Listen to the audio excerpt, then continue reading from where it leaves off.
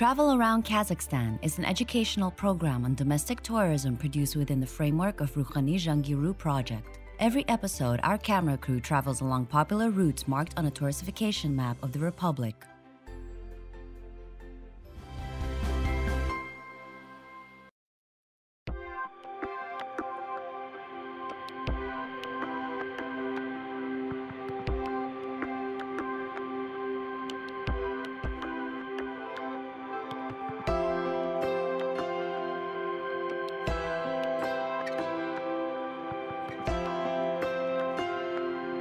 The province I am in stretches from Betpak Dala Desert to the Tian Shan. It further ranges from the Chui Valley and Karatau Mountains. Its territory is 144,000 square meters. 3 European countries like Denmark, Switzerland, and Latvia would fit in this huge area at the same time.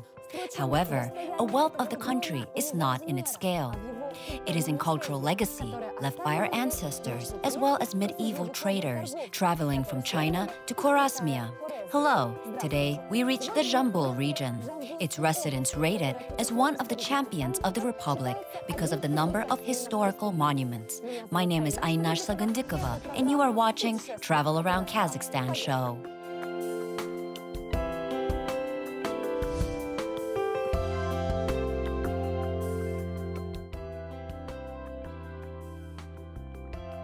Residents consider 14th October of 1939 as a birthday of Zhambyl province. It is surprising that it was not an independent land area before. Parts of South Kazakhstan and Almaty neighborhoods created the new administrative unit. The district named in honor of the Kazakh poet and icon Zhambyl Zhabayev. The title reflected in aspects of nature and architecture. The character of the name is in local citizens too. Everything here imbued with light, exuberant, and romantic lyrics of songs of icon.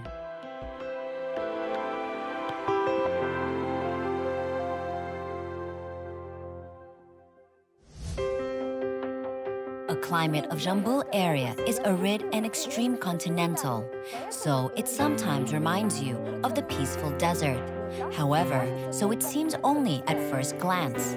The flora of the region has 3,000 species of plants. More than 40 species of animals populate the hunting ground. The landscape is primarily flat.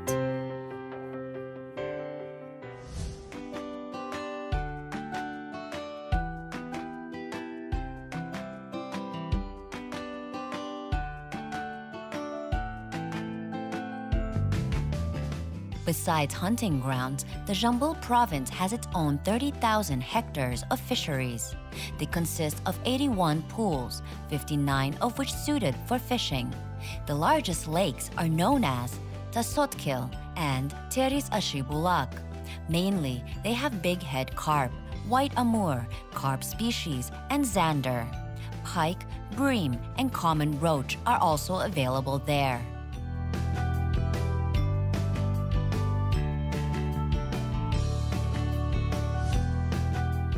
Now, I understand why people call Kazakhstan the land of the Great Steppe. Look, no single hollows, no mountains.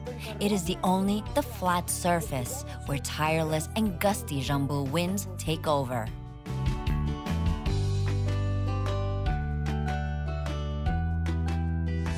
The district is particularly abundant in wind resources. About 50% of the region has an average annual wind speed of 5 meters per second. But in some spaces, this figure rises to 6.5 meters per second. It is, thus, logical that one of the most significant wind power mills of Kazakhstan is there.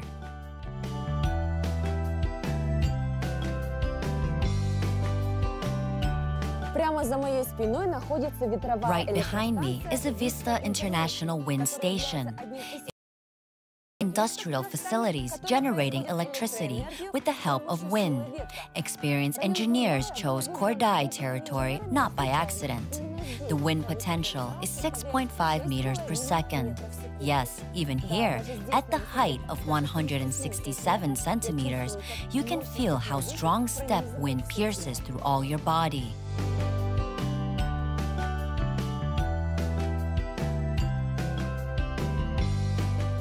Vista International Wind Powerhouse is in 30 kilometers from Kordai village. It built on initiatives of the Republic government and the UN. It is in the framework of Kazakhstan and the action of a wind energy market project.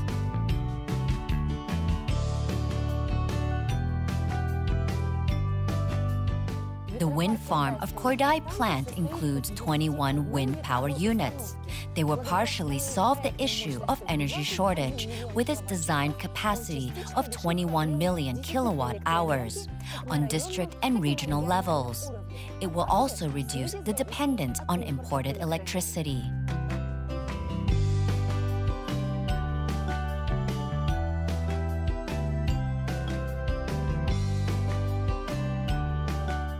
At the optimal wind velocity of 15 meters per second, each wind power unit draws up to 1 megawatt of energy per day. These installations are called gondolas. Probably, in line with Venetian boats, both objects swim. In the first case, it is the river's flow, and second, in the downwind.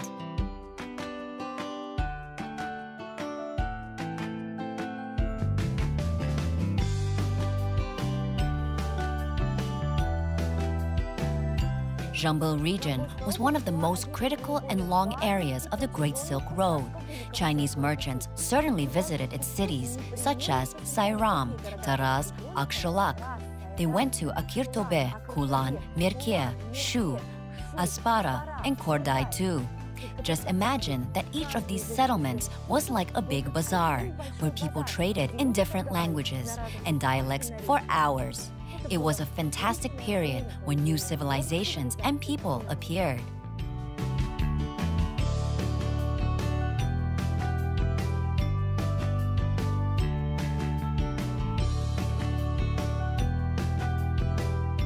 In Zhambyl area operate special routes for tourists to head into the medieval world and feel like merchants on the Great Silk Road.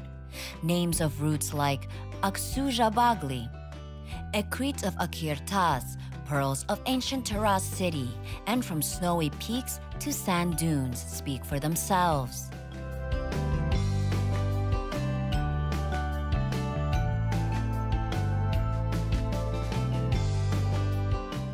You can get the ticket on excursion program or full package to Zhambyl region from local tourist operators. 42 of them are in the district. But if you are fascinated by extreme and unpredictability, travel by yourselves, as we did.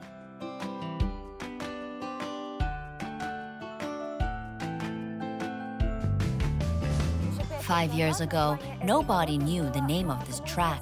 Now, the M39 route, or also known as Almaty-Tashkent-Termez Road, is one of the essential parts of the Western Europe-Western China International Transit Car Path.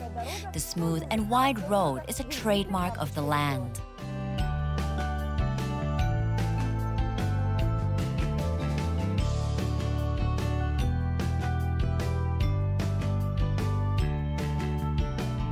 People call M39 road the concrete.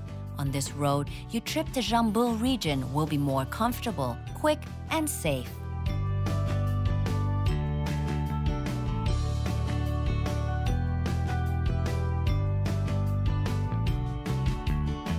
It has 844 historical and architecture monuments. Thanks to rich past, the locality included in the revival of historic centers of the Silk Road State Program. It has the objective to create infrastructure for inner and international tourism.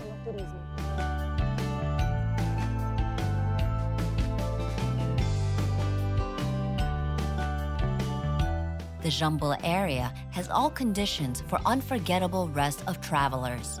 They have yurt settlement, wellness palace, and 5 recreation areas. Moreover, 10 holiday camps for children and 5 sanatoriums with unique curative mud and mineral waters are working there too.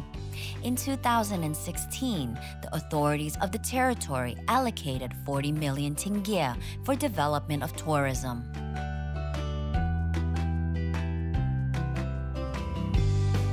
В июле One event that can globalize the tourist sector of Kazakhstan took place in July of 2014. It's the direct relevance to the Zhambyl district. 5 historic sites had included in the list of the Global Cultural Heritage of the UNESCO.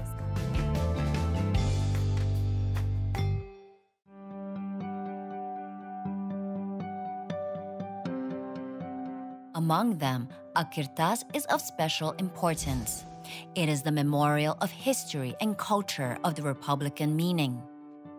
In terms of importance, this travel site stands along the Egyptian pyramids, the Acropolis of Athens, the Colosseum of Rome, the Mayan palaces in Peru, and antique legends of universal value.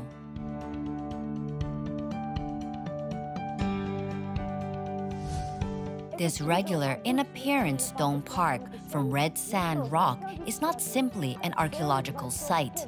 It is an entire palace complex named Akirtas. They built it around 8 to 9 centuries. Experts from all over the globe are still guessing what purpose this room served for. Some lean toward the view that Akirtas was Nestorian convert. Others believe it is a Buddhist temple. Still others, however, altogether attribute the function of Arabic warlord resident to Akirtas.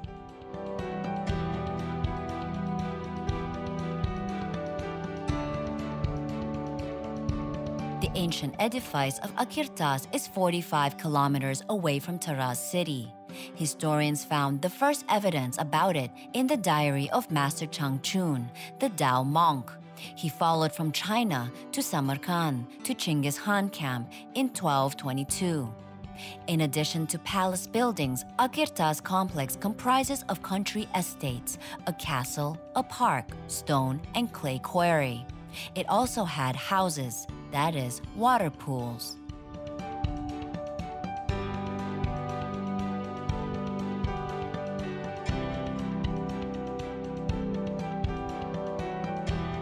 The word Akirtas from Kazakh translate as the last stone.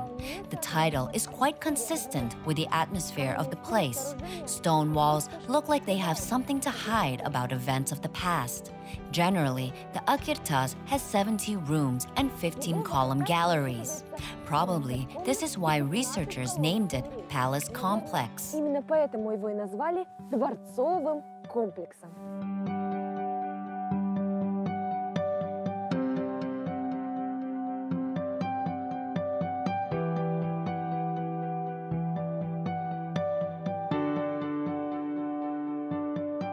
In 1999, archaeologists found small roadside caravanserai near the complex. At a distance of 1 kilometer, a fortress with 4 corner towers and ruler's castle were to southwest of the palace. They stood 50 meters from each other. All these constructions date back to 13th century.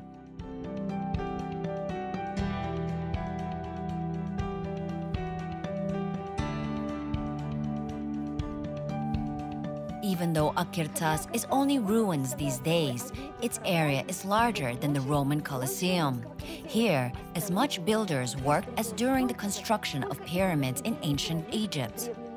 However, the city got never completed.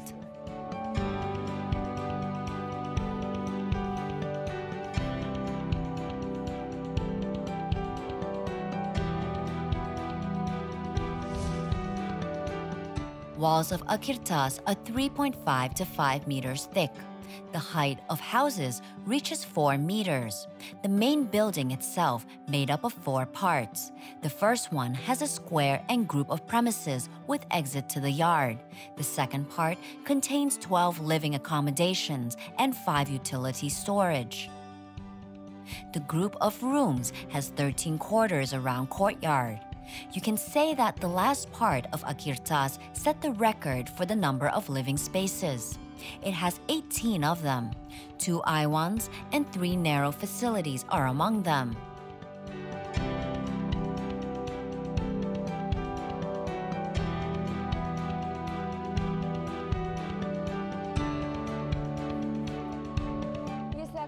in Akirtas was definitely military headquarters. We can assume that this round stonework was high viewing platform.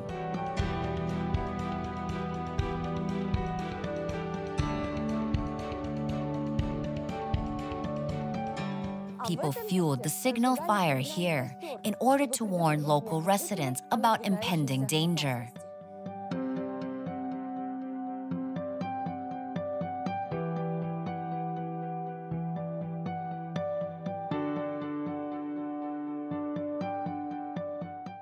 As you can see, the center of the viewing deck has a tripod where visitors knot ribbons and make wishes.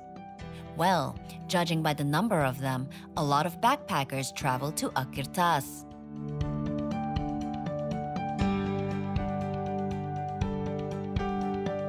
In its time, the stone boulders served as pipeline, which length reached 3 kilometers. Water from mountains went down to Akirtas settlement in it. However, one question arises: why people created the city there, where there is no available water?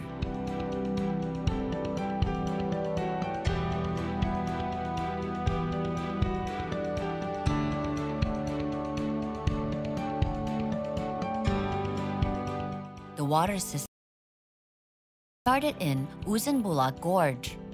It was organized from clay pipes and several water reservoirs formed by stone and mud dams. Water came in half-a-meter-long tubes. Their diameter was 18 to 20 centimeters. The resource water got into living houses and farmsteads, yards of which have pools.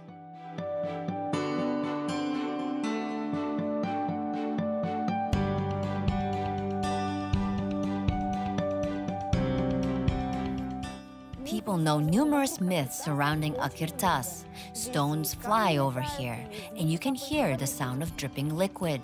We do not know for sure if it is a fact or fiction, but we know exactly that the atmosphere near Akirtas is really mysterious.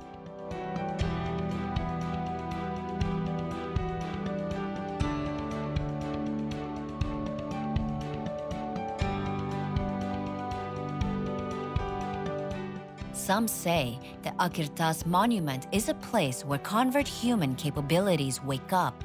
According to some witnesses,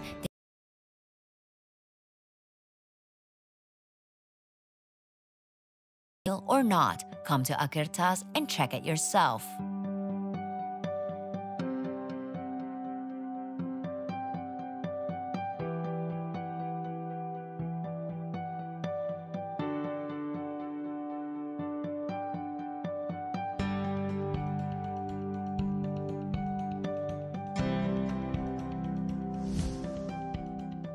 Akirtas is an irrefutable proof of an unsurpassed mastery of old architects and high culture of the Great Steppe.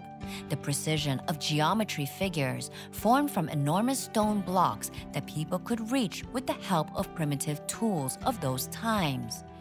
The perfection of masonry on the rough ground of the mountain foot landscape. And finally, the novelty of the stone structure that has no analogues on the whole territory of the Central Asia.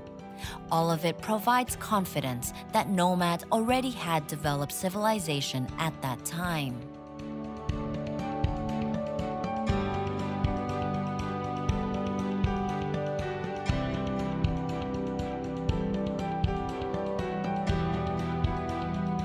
We received a warm welcome in Zhambyl district, and it gave us a lot of positive emotions.